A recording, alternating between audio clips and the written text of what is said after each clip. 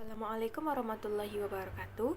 Baiklah, saya Fiani Nabila dengan NIM 2620084 dari kelas BK2C. Nah, di sini saya akan menjelaskan tentang pengadministrasian AUM umum. Nah, baiklah, terlebih dahulu saya akan menjelaskan tentang apa pengertian AUM umum itu sendiri dan mengapa penting dilaksanakan AUM ini. AUM umum ini adalah alat yang digunakan untuk mengungkapkan masalah-masalah umum yang dialami oleh klien berkaitan dengan upaya dan penyelenggaraan pelayanan konseling.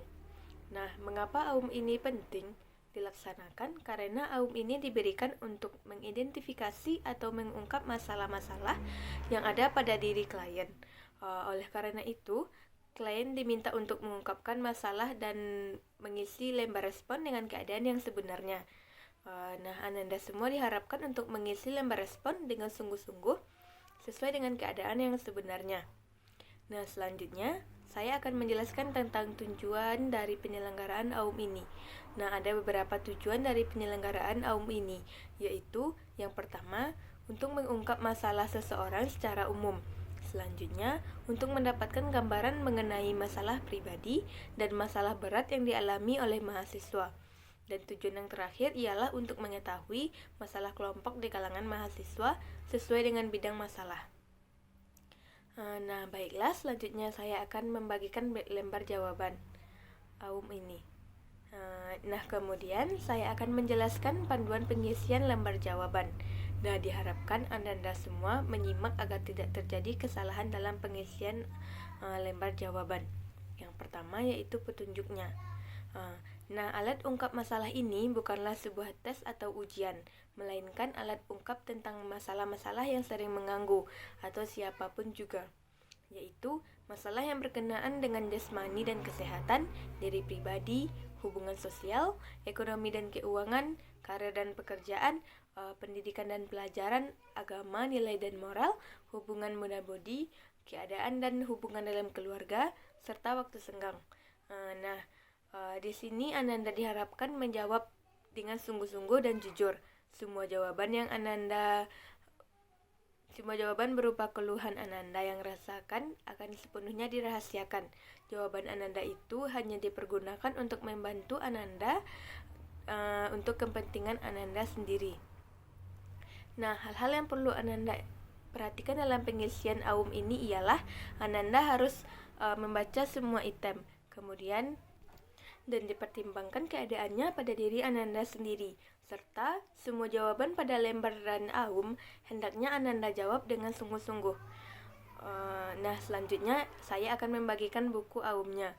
Nah, selanjutnya saya akan membacakan petunjuk pengisian AUM umum.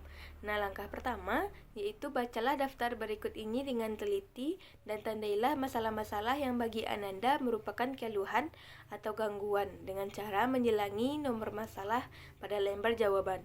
Nah, misalnya Ananda merasa ada keluhan atau gangguan pada diri Ananda karena badan Ananda terlalu kurus, maka silangilah nomor 001 pada lembar jawaban. Yaitu sebagai berikut: 001, 002, 003, 4, 5, dan seterusnya.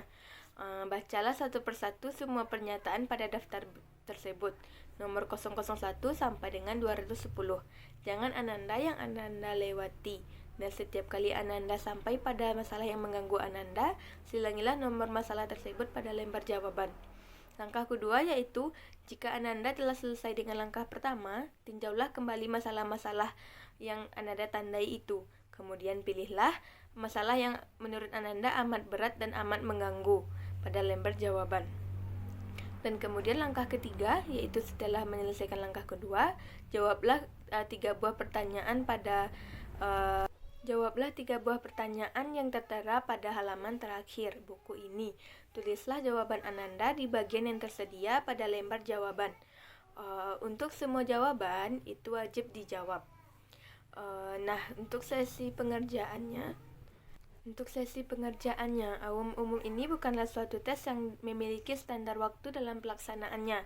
Nah, di sini saya akan memberi Ananda waktu sekitar 50-60 menit.